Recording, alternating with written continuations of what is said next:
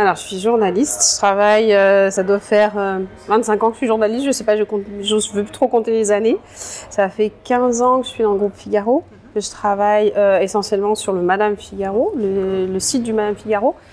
Donc, on peut dire que j'ai eu 2 phases de carrière. Une phase très classique, traditionnelle, presse locale, radio locale, presse écrite. Très peu de télé, juste en stage, mais voilà, pas mal de radio et de presse écrite. Et après, un grand média, un peu de communication aussi. Je suis passée par l'étape communication dans des grands groupes. Et puis voilà, le Figaro, un jour, dans une période bizarre, justement, où Internet, la bulle venait d'exploser.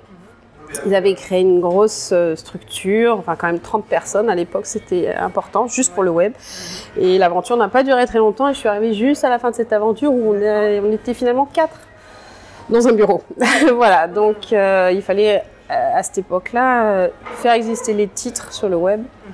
Il n'y avait pas encore une vraie stratégie web, mais il fallait y être déjà. Alors, j'ai déjà eu l'occasion de parler des médias, du journalisme dans le podcast, mais tu as choisi un angle qui n'a pas encore été abordé, celui de la diversité. Alors, avant de se projeter en 2050, j'aimerais que tu me définisses ce mot diversité pour toi. Qu'est-ce que tu entends par ce mot dans les médias? Alors, je vais le définir et puis je vais expliquer pourquoi. Parce que je pense que le pourquoi j'ai choisi cet angle est important. En plus, il y a pour moi une actualité. Pour moi et pour une association à laquelle je suis, qui s'appelle le Club 21e siècle. Donc c'est plus un club qu'une association, qui est moteur sur les questions de diversité en entreprise. Et la personne qui est venue me chercher il y a 2 ans pour que j'intègre le club m'a dit, voilà, les médias, c'est encore une activité un peu faible chez nous, on n'a pas encore une action assez importante. Et donc, à cette époque-là, j'avais fait toute une série d'articles sur le site du Madame qui traitait de la mode africaine, de la diaspora, des femmes ici, de la beauté, un peu de sujets de société, enfin tout un mix de sujets. Et je me suis rendu compte, je l'ai fait moi parce que j'avais vraiment envie de le faire, mais je me suis rendu compte que ça a eu une audience, ça a capté une audience et les gens étaient réceptifs. Et après, du coup, le fait qu'on vienne me chercher pour le Club 21e siècle, j'étais contente de voir que le travail que j'avais fait était allé jusqu'à dire bah tiens, il y a une personne qui a essayé quelque chose à cet endroit-là. Et puis je m'y suis intéressée, mais parce que pour moi c'est assez naturel. Et moi-même, en tant que femme blanche, je me sens parfois pas sous-représentée parce que les femmes sont c'est un métier très féminisé depuis longtemps. Mais je dirais qu'il y a je rencontre beaucoup de clivage d'esprit, on va dire. Et j'ai toujours trouvé que les médias étaient très frileux sur beaucoup de questions dès que ça sortait un peu soit de leur stratégie éditoriale, soit aussi de leur cadre de réflexion en fait. Et donc le mot diversité pour moi il est double. Pour moi il faut une diversité aussi bien dans les contenus, dans les publics auxquels on s'adresse, même si un média a toujours une stratégie, une cible, etc. Et mot diversité, c'est aussi diversité des gens qui composent les équipes. Voilà. Donc la diversité, c'est aussi bien dans les personnes qui travaillent au sein des médias que la diversité de ceux qui sont représentés. Et donc le Club 21e siècle, là j'annonce ça en même temps, on a créé un premier annuaire. Oui, alors voilà le premier guide. Alors dans ce guide-là, c'est le guide physique, le petit livret, il n'y a que 21 profils parce que les 21 profils se rapportent, voilà, juste pour rappel au Club 21e siècle. Mais on avait une liste de 200 noms au départ. Donc des experts qui peuvent intervenir, contribuer sur un exactement. En fait, c'était la difficulté dans le tri, dans la sélection, c'était de trouver des gens déjà un peu disponibles, des gens qui ne soient pas marqués politiquement et des personnes qui soient issues de la diversité mais qui ne parlent pas de leur de leur propre point de vue. Mais il fallait qu'ils aient une expertise, que ce soit en criminologie, je pense à ça parce qu'il y a une personne en sécurité, il y a une ingénieure en astronomie, moi il y a quelqu'un que j'ai poussé qui est plus branché art contemporain, qui a un très beau parcours dans l'art contemporain, en médecine, en culture, en biologie, enfin voilà, et des profils, en effet, des gens qu'on voit assez peu. Quelques-uns sont issus du club 21e siècle, sont un peu plus connus, mais ça nous paraissait important de les remettre en avant parce qu'il y a des modes aussi. Il y a des moments où on voit qu'il y a des gens qui sont toujours présents, toujours invités, et puis ils disparaissent, et puis voilà. Et les journalistes ont cette faculté d'être un peu feignants quand même, parce qu'on leur demande beaucoup de choses très vite, tout de suite. On est de plus en plus dans l'instant même. Pour chercher la personne qui proposera un point de vue différent. Et donc ce guide, il est à destination de l'ensemble des rédactions de presse, qu'elles soient écrites, télé, web. Et il va être suivi d'un site internet parce qu'on a beaucoup plus de profils à proposer. Après les 21 en question, ceux qui ont besoin d'un coaching, notamment en audiovisuel, vont être coachés parce que ça s'apprend un peu quand même, et on sait très bien que c'était un peu la difficulté pour nous, c'est qu'on mettait en avant le club 21e siècle et qu'on parrainait ces gens-là. Il fallait que derrière la réponse soit au niveau parce qu'on est exigeant. On ne veut pas faire de la diversité juste pour faire de la diversité, c'est pas professionnel et ça serait pas honnête. Alors si on va en 2050, dans 33 ans, comment tu vois les choses? Où en sera-t-on en matière de diversité? Alors ce matin, c'est drôle, je me suis dit, avant de venir faire cet entretien aujourd'hui, qu'aujourd'hui c'est la journée internationale des migrants.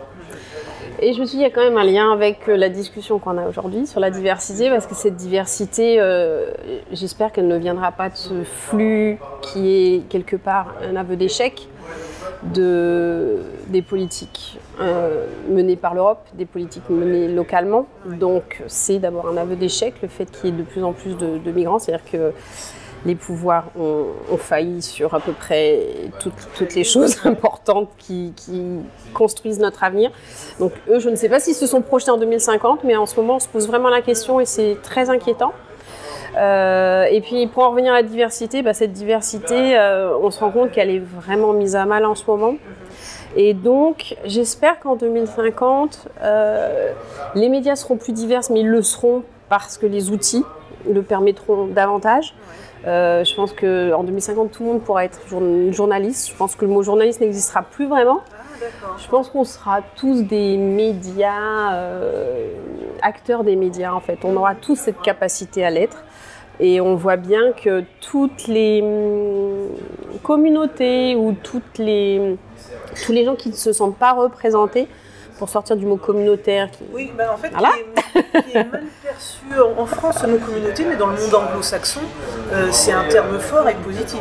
Mais tous les mots en France sont mal connotés, tous les mots sont extrêmement dangereux. Donc je pense qu'on a une période charnière pour construire justement 2050, parce que la parole va se prendre, la parole se prend déjà. Je trouve que la parole en ce moment est très conflictuelle et frontale. Je pense qu'en 2050, si on arrive à construire justement ce pas vers une vraie diversité, une diversité de qualité, une diversité qui fait que moi par exemple, l'existence de la chaîne France O parfois, je trouve ça étrange. Je me dis non, à un moment donné, moi je regarde France O, je la zappe comme toutes les autres chaînes et je m'arrête parce que j'ai envie de voir autre chose. Et c'est sûrement dommage qu'il n'y ait pas les très beaux documentaires, les très beaux reportages sur les autres chaînes. Pourquoi c'est pas mélangé? Donc je pense qu'en 2050, si on veut encore avoir des médias qui représentent, qui seront encore des gros groupes, est-ce que les gros groupes seront encore là? Je me pose la question. Parce que ça, c'est une vraie... Je me pose vraiment la question. C'est central cette question-là, parce que les grands groupes ont forcément une vision qui est quelque part centralisée. Alors que la diversité, elle viendrait, c'est de la base. De la base, et bien sûr. De quelque chose qui est complètement décentralisé, où la diversité, je la vois dans les couleurs de peau, des voix ou des visages que l'on entend, mais aussi les accents. En France, aujourd'hui en 2017, C'est dans les vrai. médias, on n'entend pas d'accent du Sud, C'est on vrai. n'entend pas d'accent alsacien, etc. C'est vrai, il y a France 3 Régions, mais chacun regarde sa propre Oui, c'est ça. émission de France 3 Régions, j'imagine. Et quand on vit à Paris, on a vraiment une vision biaisée des choses. Moi-même, je me force de temps en temps à me dire, tiens, je vais regarder quand même France 3. Tiens, et en plus, il y a des trucs bien, il y a sur toutes les chaînes. Mais après, comme tout le monde, je regarde de moins en moins la télé, je zappe, je suis de plus en plus sur un ordinateur. Et voilà, donc les usages changent tellement que je pense que les gros médias, ils seront peut-être faits avec beaucoup d'individualité, d'individualité qui se regroupent et qui donnent quelque chose, parce que tout le monde peut être fournisseur de contenu et la réalité économique des grands groupes devient déjà assez compliquée. Le salariat disparaît, donc le salariat peut disparaître aussi dans la presse. Ou en tout cas, on sent bien que sur des fonctions bien précises, les groupes disent bon ben voilà, là il faut être auto-entrepreneur. Donc l'auto-entrepreneur des médias, c'est en train de se faire. Toi, tu l'es aussi en faisant cette chaîne-là. Donc et à un moment donné, on voit bien que les contenus qui marchent d'un seul coup, parce qu'ils sont différenciants, ils viennent jamais ou très peu des grands groupes. Il n'y a pas cette même capacité à se renouveler, à se saisir d'un sujet en étant pas trop généraliste, en étant pointu et décalé. On voit bien que c'est ces sujets-là qui marchent bien. C'est pourquoi il y a des youtubeurs qui cartonnent. Parce qu'à un moment donné, ils ont fait des choses qui les concernaient et qui en même temps concernent tout le monde. Et ça peut être aussi bien les youtubeuses beauté qui ont été les plus aux modes, qui ont été tout de suite les plus visibles par leur audience. Mais je pense par exemple à une jeune femme, il faut que je me souvienne du nom de la chaîne, mais je le retrouverai, The Family, quelque chose comme ça. Et cette jeune femme, je l'ai rencontrée il y a... Enfin, jeune femme, non, elle a 4 enfants, elle doit avoir presque 40 ans, je pense, ou un peu moins. Elle a eu ses enfants assez jeunes.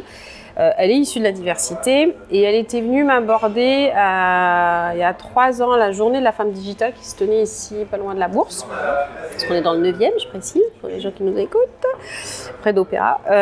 Et elle était venue me voir en me disant, voilà, moi j'ai un projet de médias, etc. Et elle vient des quartiers populaires, cette femme. Pas forcément gâtée par la vie. Elle a sa fille aînée, ou sa deuxième fille qui est handicapée. Mais elle était hyper moteur. Elle voulait créer et elle voulait créer un événement YouTube, des youtubeuses beauté. Donc elle voulait mon expertise de journaliste, etc. Bon, après j'ai l'impression qu'elle l'a fait, mais que ça n'a pas eu l'écho, parce que tout de suite il faut quand même des moyens. Mais elle m'a recontactée il n'y a pas longtemps en me disant j'ai créé une chaîne. Donc c'est The Family quelque chose. Je retrouverai le nom pour les auditeurs si vous voulez. Je mettrai le lien. Voilà. Et j'ai regardé parce que je me suis dit, tiens, et c'est vraiment la vie de tous les jours d'une famille, d'une femme seule qui lève ses enfants. Et j'ai trouvé ça intéressant parce que justement, c'est un autre propos qu'on entend peu. Elle met aussi très en avant sa fille handicapée qui fait des vidéos. Chacun des enfants avec leur tranche d'âge font des vidéos dans leur thème. Et elle a vraiment une certaine audience. Elle a réussi à capter. Et là, son dernier projet, mais après j'ai plus de nouvelles, c'était de faire une box au nom de sa famille. Et donc, elle trouvait vraiment... j'ai l'impression que le message qu'elle portait, qui était hyper simple, c'était genre aller faire du shopping dans tel quartier. Et on voit bien que c'est des gens, des quartiers plutôt de banlieue, dont on parle quand même très peu dans les grands médias. Parce que souvent, c'est plein de clichés. On a beau le dire et le redire, mais c'est toujours le cas. Et je pense qu'il n'y a que quand c'est fait par les gens eux-mêmes que là, il y a une sincérité, il y a une authenticité. Et c'est ça qui amène la diversité, en fait. Alors, j'entends bien cet enjeu de diversité et de sincérité, à la fois quand tu dis on pourra tous être producteurs, être journalistes en quelque sorte. N'empêche que le journaliste, à partir d'un fait, il dézoome, il prend du recul, le temps de l'analyse. Et demain, je peux lancer une chaîne YouTube, parler de choses qui me sont très vraies pour moi, mais je ne vais pas avoir ce travail d'analyse qui construit de l'information. Et donc, est-ce que cette diversité, finalement, des profils et de la source d'information, risque pas de nuire à la qualité? Alors, au-delà de la qualité, c'est un vrai défi parce que... En fait, les médias, on ne va pas dire seulement un métier, parce qu'il y a les journalistes et il y a leur direction, et les deux sont parfois en conflit, même souvent. On le voit avec France Télévisions souvent. Donc, au niveau des médias, il y a aussi la base, qui sont les journalistes qui fournissent, et puis les directions. Donc, il y a d'un côté l'aspect financier, de l'autre côté, il y a le contenu. Donc ça, c'est le vrai risque, en fait, effectivement, parce que le métier a tellement été dévalorisé. Les médias justement, n'ont pas été assez courageux, ils n'ont pas assez porté certaines choses. Alors, effectivement, il y a quand même il y a des initiatives intéressantes. Le Bondi Blog, par exemple, est une initiative, a trouvé a pris un espace, par exemple, en parlant de diversité, de banlieue, etc., en faisant de la qualité. Donc, ça veut dire qu'un mix des deux est possible, tant que l'un respecte l'autre. Je pense que tout est une question de respect et d'équilibre, et dire ok, vous avez la compétence pour en effet analyser, contredire, mais voilà, ça demande du temps, tant qu'on a de moins en moins. Ça demande d'être sur le terrain, chose qu'on fait de moins en moins. Donc en fait, moi je suis aussi inquiète du fait que les médias d'un côté, les grands groupes, n'occupent moins le terrain, en fait, le terrain. Oui. Et que d'autre côté, justement, tous ceux qui sont sur le terrain, qui ne sont pas journalistes, vont avoir leur analyse, vont avoir leurs commentaires, etc. Et on voit bien, et là on parle des réseaux sociaux, et de la façon dont ça peut pulluler, polluer une volonté, un message, et désinformer. Donc la désinformation, elle est partout, elle est à peu près à tous les niveaux, tout le monde... Donc ça c'est inquiétant, c'est-à-dire que ça pourrait être bien si... effectivement, il y avait un respect de l'information, une honnêteté intellectuelle dans ce qu'on fait, et pas de popularité. Oui, ouais. Voilà, si on cherche la popularité, à un moment donné, le message il est toujours biaisé. Quand on cherche aussi à rentabiliser, le message il est toujours biaisé. Et donc tu penses qu'en 2050, le modèle économique d'un média qui ferait sens sur le fond et sur la forme, avec la diversité, etc., est-ce que ça serait des modèles comme Mediapart, qui vit de ses abonnés, comme je pense au journal Hebdo, là, qui arrive, qui fait tout un travail de terrain, justement, pour être en prise directe avec ses lecteurs, hein, c'est vers cette voie-là?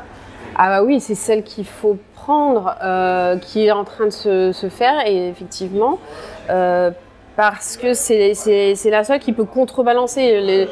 Une fois de plus, en 2050, est-ce qu'il y aura encore des gros médias? Je pense qu'il va y avoir des gros médias réseaux sociaux. Enfin, on voit bien déjà Facebook. Moi, j'ai vécu toute la période où c'était Google. Alors, j'ai commencé le web, il n'y avait aucune règle. Le SEO, donc l'optimisation par le vocabulaire, etc., n'existait pas. Les mots-clés, tout ça n'existait pas, les tags, ça n'existait pas, ça n'a pas duré longtemps, mais quand même, nous, pendant longtemps, on était assez en dehors de ça, on faisait vraiment des sujets par rapport à notre identité, donc on n'est pas du tout les rois de la diversité, mais en tout cas, le professionnalisme passait avant, devoir capter, et puis à un moment donné, la réalité des chiffres s'impose à tout le monde. Et donc, si on veut continuer à exister, nous, c'est pas la recherche de la célébrité, mais c'est la recherche il faut être présent, il faut être visible, il faut qu'on nous trouve sur des sujets. Il faut générer du clic, il faut que les annonceurs, ils trouvent leur compte, etc. Donc, c'est un espèce d'équilibre toujours difficile à trouver quand on veut justement aussi apporter des choses de qualité, des choses...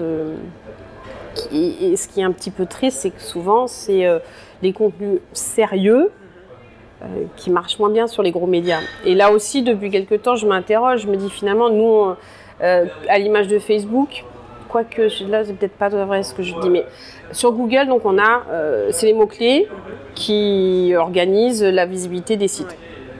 Et là où Google, quand même, a énormément évolué depuis le début, c'est que il privilégie, dans son algorithme, il y a une notion de qualité, de quantité de contenu, de ne pas faire de répétition, de faire des phrases qui ont du sens. Donc Google est assez perfectionné pour analyser la qualité et savoir que cet article-là, il n'a pas été remasterisé 10 fois, etc. etc. Donc, et je pense qu'il va aller vers plus en plus la note d'un site, elle est faite en fonction de sa qualité, pas seulement de l'audience. Donc ça, c'est plutôt rassurant. Facebook arrive maintenant, existe depuis, mais arrive avec la volonté de devenir aussi un agrégateur de médias. Ouais, c'est ça. Il veut garder les gens. Il veut garder les gens dans son univers. Il y a un moteur de recherche maintenant.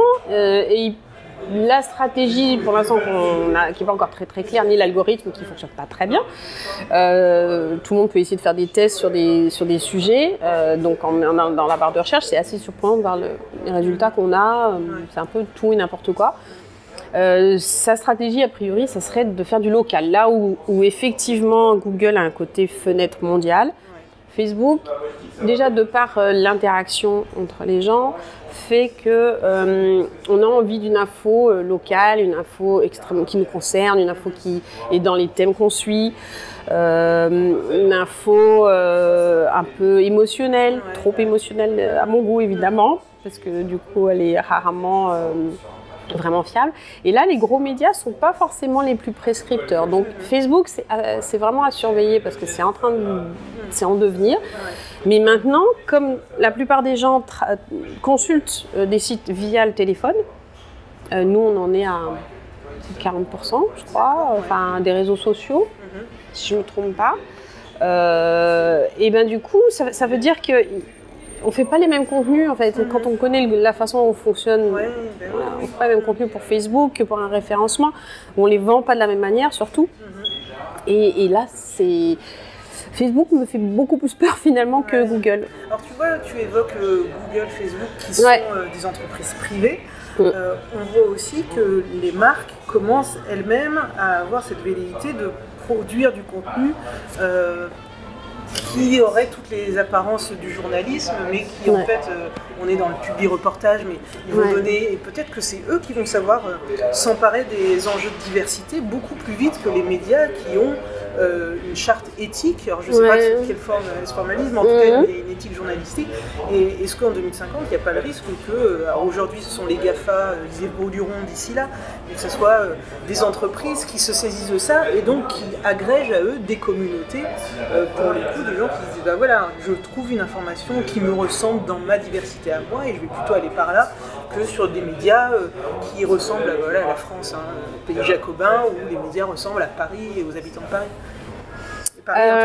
Ouais. En plus, c'est ça, Paris, très très intramuros. Oui, il y a le risque.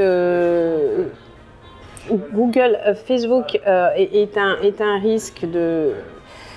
C'est une diversité de contenu, c'est un endroit où on peut trouver plein de choses, mais on remarque qu'on est toujours enfermé. Et alors ça, c'est un autre clivage. On est enfermé dans les contenus qu'on suit déjà et des thématiques. Et ça, c'est quand même horripilant. C'est comme le marketing qui fait que quand vous allez sur un site sur X site pour chercher une paire de chaussures noires, il va vous proposer dans vos mails que des chaussures noires. C'est quand même, tout est réducteur en fait. Donc le gros danger, c'est justement de ne plus avoir accès à devoir faire de plus en plus d'efforts pour vous trouver cette diversité. Et que sous couvert de se dire, il y a de plus en plus de diversité parce qu'il y a de plus en plus d'acteurs sur la place des médiatiques au sens large. Les marques, effectivement, pour répondre à la question, en font partie. Et elles ont maintenant sur les réseaux, et on va parler des réseaux sociaux parce que c'est ça qui fait qu'on est sur le téléphone et qu'on arrive sur un contenu. C'est une fois plus l'émotionnel ou le fait que ça me concerne qui fait que les gens vont lire. Donc, là, on va se retrouver avec les marques ont compris qu'il fallait vendre de la valeur ajoutée, il faut vendre une éthique, il faut vendre un engagement, il faut vendre ses valeurs. Voilà, il faut vendre ses valeurs. Et donc, il ne faut plus juste vendre des produits avec des belles images, des belles vidéos. Même les vidéos, maintenant, les campagnes sont de plus en plus dématérialisées. Voilà, on ne voit plus forcément ce qu'on veut vendre, mais on voit les jolies valeurs, etc. Et donc, ça devient de plus en plus, de mieux en mieux fait. Nous, on est contents aussi en tant que médias parce que finalement, c'est plus sympa de vendre parfois. Ça nous permet, par exemple, quand on a, dans notre domaine, par exemple, un grand joaillier qui se dit « Ok, on va faire 10 portraits de femmes issues de la diversité, des femmes avec des parcours incroyables, etc. » Bah, ça nous permet parfois de faire ces choses-là. Chose qu'on n'aurait pas fait en temps normal parce que ça rentre pas dans la case de l'actu, parce que. Donc c'est bien, parce que quand il y a un petit apport de moyens, et ben on a cette possibilité d'avoir des contenus un peu différenciants. Les marques choisissent un univers, un endroit, et elles ne vont pas les diffuser partout. Donc ça, c'est plutôt pas mal. Mais ça reste à double tranchant. Mais ça reste à double tranchant. Donc les marques vont devenir aussi sont déjà des médias. On ne peut plus, je pense, concevoir. Des médias aussi. Voilà, toute activité maintenant peut se décliner en médias, avec les outils, avec les réseaux sociaux, avec la vidéo, avec YouTube, tout devient médiatisable. Tout devient un univers en fait. Maintenant, même le mot média, peut-être que ça suffit plus, mais chacun construit son univers et ça se décline sur tous ces types de contenus et de formats. Donc le risque, c'est effectivement d'avoir finalement une multitude de choses et de se retrouver à pas les retrouver, de pas avoir une vraie variété. Et ça veut dire qu'en 2050, il faut que... Moi, quand j'aurai 73 ans, ça ne sera pas tant pour moi le problème, mais pour les plus jeunes, c'est comment on arrive à démêler tout ça. Alors, je fais confiance aux GAFA et aux médias pour se dire on va inventer un site qui génère... Déjà, de toute façon, vous pouvez être acteur en créant, en agrégeant vos propres fils d'actu. Donc, quand on a vraiment un thème qu'on aime, maintenant, on peut recevoir paf, paf, paf, que ce soit des newsletters ou des fils d'actu qui sont alimentés tout le temps. Par exemple, je reçois toutes les infos chaque jour sur 2050. Voilà, exactement. Donc chacun choisit en fonction, mais après une fois de plus en fonction de ses centres d'intérêt, ses goûts. Enfin après à différents niveaux, on choisit de vie privée vers vie publique, vie professionnelle. Et ça nous donne un panorama. Maintenant, forcément, on passe à côté de l'offre est tellement large qu'aucun cerveau ne peut passer son temps à lire. Donc ça, c'est vrai que parfois pour chercher autre chose ou pour chercher le vrai du faux, voilà, il faut creuser beaucoup plus. Et même maintenant, on se rend bien compte que la twittosphère ou tous les réseaux ont tendance à s'emballer très vite sur quelque chose. Et puis, il y a des médias qui font justement le fact-checking, qui disent « Attends, voilà, tout le monde s'est emballé pour rien ». Donc même maintenant, moi je vois bien quand je dois chercher des vidéos, voir pourquoi elles buzzent, qui l'a fait, d'où ça vient. Je me pose toutes les questions que je me poserais pour un article. Et puis après, on décortique, on cherche, voilà. Et alors, il y a un point justement qui me semble intéressant aussi. Par rapport à 2050, je pense que les médias seront beaucoup plus multilingues que maintenant. Ah, oui. Parce que en France, alors c'est vrai que... En 2050, il y a des études prospectives qui disent que la francophonie redeviendrait, le français redeviendrait peut-être la première langue tout à fait. Au monde. En tout cas, en termes, avec l'apport de la population africaine, oui. Moi, personnellement, je souhaitais porter... cette réalité-là, je pense que le média Engage Travail en est tout à fait conscient. Maintenant, ça demande en effet, comme le monde l'a fait, de mettre de gros moyens, déployer une vraie volonté pour parler à cette nouvelle audience, pour ce nouveau marché aussi, parce que qui dit média dit égal marché. Et là, ça va être un gros effort de délocalisation aussi. Oui, exactement. Mais ceux qui le font peut-être bien en ce moment, c'est la BBC qui a décidé de lancer, donc qui publie et qui édite en langue française, mais aussi depuis pas très longtemps a décidé, je ne sais pas combien de langues vernaculaires, donc a décidé de diffuser. Voilà, il y a cette démarche-là qui je trouve très intéressante et qui arrive justement à cette diversité. C'est-à-dire que là, forcément, ça peut pas être totalement descendant. Exactement. Cette langue-là, elle est parlée sur place. Voilà, et elle doit être produite. Une grosse partie doit être produite sur place. Donc peut-être qu'à terme, ça sera Le Monde, c'est un peu pareil. Ils ont pas des correspondants, mais des auteurs sur place, qui travaillent, qui vivent sur place. Et c'est comme ça que ça se fera de plus en plus, c'est comme ça que ça doit se faire. Effectivement, ça ne doit pas venir d'ici et puis descendre. Donc je pense que le fait qu'il y ait une diversité de langues, c'est déjà bon signe. Le fait qu'on voit des éditeurs, par exemple sur le continent africain, parce que c'est celui dont on parle le plus, si on parle du français, et si on parle aussi du potentiel et du développement, des choses qui n'existent pas. Des éditeurs de bande dessinée, de jeux vidéo, tout ça commence à se faire sur le continent par les habitants, les autochtones, comme on peut dire, en tout cas les locaux. Et ça c'est une bonne chose. Donc oui, la diversité, je pense qu'elle existera dans l'offre. Est-ce que les grands médias représenteront mieux la diversité? Je pense que oui, parce que de toute façon, ça sera... On se rend compte que ce sera aussi une question de inéluctable. Aussi. Exactement, c'est inéluctable. Et je pense que c'est le New York Times, si je ne me trompe pas, ou je vérifie ça aussi, qui a lancé en fait des nouveaux projets, qui a fait toute une analyse de qui s'est projeté en disant comment on va changer. Ils produisent un travail où ils mobilisent de grosses équipes en interne. Et oui, et ils renouvellent aussi la façon de faire le journalisme. Donc, et ils vont jusqu'à, parce que là où ça bloque en France, c'est qu'on a d'un côté des journalistes vieillissants, dont je fais partie, qui, pour certains comme moi, qui ont envie d'accompagner le nouveau monde, et d'autres pour lesquels c'est peut-être déjà un peu trop tard, ça demanderait trop et qui restent et qui seront là jusqu'au bout parce que c'est un travail comme un autre et qu'on a des directions qui se rajeunissent difficilement aussi. Donc elles se féminisent mais elles se rajeunissent difficilement et alors en termes de diversité, là on n'en parlera pas. En France, on est moins habitué à l'exercice de prospective parce que justement, moi je me suis intéressée un peu justement aux études produites par le New York Times. Quand on les lit, on se dit mais on ne trouve pas l'équivalent ou en tout cas accessible au grand public comme ça pour se dire comment on change notre rapport au lecteur, comment on se rapproche. Justement, ce que je voulais dire par rapport au New York Times, c'est que un des points qui pour moi était vraiment intéressant et important et qu'on devrait à un moment donné essayer d'appliquer vraiment avec une vraie volonté, c'est dans les rédactions avoir des gens qui parlent plusieurs langues, qui sont d'origine différente, parce que le contenu de l'information, il vient du monde entier. Comment on ne trouvera jamais un journaliste qui parlera chinois,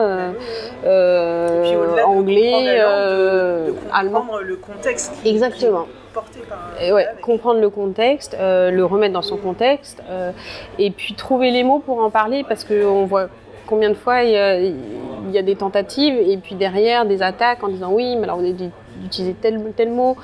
Et quand ça vient de tel ou tel média, c'est très mal pris. Je pense que c'est toujours glissant. Un cercle vicieux aujourd'hui qui devrait devenir un cercle vertueux, c'est que tant qu'on n'aura pas cette diversité des couleurs, des langues, des approches, aussi des histoires, parce que... Et une diversité aussi, on parle beaucoup par rapport à la sexualité, mais aussi ou à l'identité sexuelle plutôt, c'est plus essentiel que la sexualité, je pense, parce que ça aussi, ça évolue dans la vie. Donc, et puis aussi le handicap, l'âge. L'âge est un vrai problème de diversité. C'est bien d'avoir des gens super jeunes dans des rédactions qui ont des usages différents, mais ça veut dire qu'en fait, ils ne parlent qu'à leur propre public. En France, malheureusement, la population n'est pas super rajeunissante. Donc tant qu'il n'y aura pas cette diversité, on se recroquevillera beaucoup sur les mots, parce que tel mot dans la bouche, je sais pas, le mot noir dans la bouche d'un journaliste blanc, homme, grisonnant, il ne fait pas le même effet que lorsque c'est une femme plus jeune ou autre. Oui, alors ça c'est vrai. Ça c'est vrai, mais alors avec les réseaux sociaux c'est 10 fois plus vrai, c'est super, il faut parfois prendre la distance et puis moi je suis parfois aussi un peu embarrassée pour les gens qui agressent systématiquement, parce que je trouve qu'il y a un verrouillage des positions qui va absolument pas dans le bon sens. Alors soit certaines personnes ont des intérêts à ce que ce soit verrouillé, qu'il y ait des passions. C'est une bonne clé justement pour ce verrou. Mais je pense qu'en fait je pense que la définition, en fait, pour que les deux parties puissent s'entendre, c'est qu'il faut des gens pour créer du lien. Et il faut respecter l'autre et il faut arriver à avoir la capacité à casser ses propres façons de penser, ses propres, un peu sa culture. Et ça demande une capacité que tout le monde n'a pas, ça c'est sûr. Tu disais peut-être que le métier de journaliste n'existera plus, mais là tu viens de dire qu'il faudra des gens pour créer du lien. Peut-être que ça sera en 2050 le sens du journalisme. Tout le monde pourra produire de l'information et le journaliste c'est celui qui viendra créer les passerelles du lien qui connecte et qui donne du sens finalement à des choses qui peuvent paraître être un peu... En effet, le métier de journaliste aura peut-être plus beaucoup de mal à s'exprimer dans l'urgence et on va aller vers de plus en plus de rapidité, d'instantanéité, de choses voilà, qui... En plus, les choses passent, on oublie parce qu'il y en a trop, donc ça passe, ça passe. Ça fait du mal, ça ne fait pas avancer les choses, mais ça passe. Et donc peut-être que le journaliste sera celui qui prendra un peu de temps, mais à ce moment-là, on a envie de revenir au papier parce que et c'est là où il y a une contradiction avec la réalité technique et économique du média téléphone. Il faudrait inventer un média qui vous force, mais je suis sûre qu'il doit y en avoir qui ont pensé à ça, dire je crois qu'il y en a un qui s'est lancé là-dessus en disant voilà les 10 articles à lire cette semaine, le reste vous les... Après c'est un choix, il faut adhérer, il faut comprendre pourquoi c'est ça, etc. Mais je pense que c'est à chacun après à prendre du recul, ça c'est sûr. Et la diversité, à mon avis, elle peut exister que si, au niveau de l'éducation, tout petit, il faudrait, je crois, des personnes qui viennent en effet former, expliquer comment ça marche ces réseaux sociaux, quelqu'un qui sait s'adapter parce que tout va changer toujours très vite. Donc, il faut qu'on apprenne à nos enfants, au lieu de leur dire ok, il n'y aura pas au lycée, ben, je pense qu'en fait, au collège, ben, il faudrait que faire régulièrement des formations, en discuter, pourquoi, voilà, partir d'un article qu'on aurait vu, d'un bad buzz, d'une attaque, et puis en parler. Et je pense qu'il faut des gens, à ce moment-là, qui sont un peu au-dessus l'effet de la masse, souvent des personnes impliquées dans les associations qui viennent faire cette lecture et pacifier les choses, et c'est passeur. Quand on parle de diversité, au réseau des associations de radio locales qui sont justement là-dedans, qui font dans de la médiation, la formation aux médias et qui proposent aussi aux gens de s'exprimer et de faire ce travail aussi de prise de recul, de trouver une source, de la confronter, etc. Donc voilà, un clin d'œil à toutes ces radios. Voilà, non mais voilà, un clin d'œil à toutes ces radios. La journée de la presse à l'école aussi, c'est un bel événement. Je pense qu'il faut faire beaucoup plus, en fait.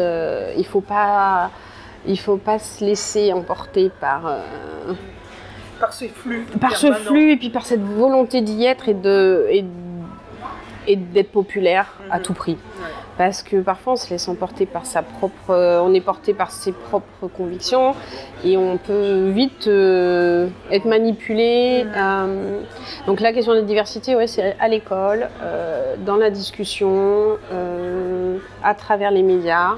Et en effet, on a un rôle clé à jouer, on existera sous une autre forme en 2050, mais on a un rôle clé à jouer et il faut en effet prendre du recul en ce moment pour pouvoir bien aborder 2050, ou même avant. Je finis chacun de mes épisodes par ces 3 mots, soyons toujours curieux. Je pense que la curiosité, ça aide à s'ouvrir à la diversité, et à continuer à apprendre, douter, etc. C'est la raison pour laquelle j'ai fait ce métier en fait. Voilà, il faut être curieux et ouvert, surtout. Alors pour finir cette conversation, j'aimerais que tu formules un vœu pour 2050. Alors, un vœu pour 2050, ça serait peut-être que la diversité soit plus une question, tout simplement, parce que je pense que la diversité existera quand ce sera plus nécessaire de ranger les gens dans des cases. Et qu'on parlera aussi bien de mode africaine à côté de Dior, qu'on parlera de handicap, d'une femme qui a réussi dans son travail mais qui est handicapée, et que en fait ce ne sera pas son handicap qui sera mis en avant en premier lieu, que ce ne sera pas la couleur de peau qui sera mis en avant. Voilà. Je pense que ça serait ça mon vœu. Très bien. Il nous reste du travail, mais restons optimistes. C'est ça, il nous reste du travail, mais c'est à chacun de le faire.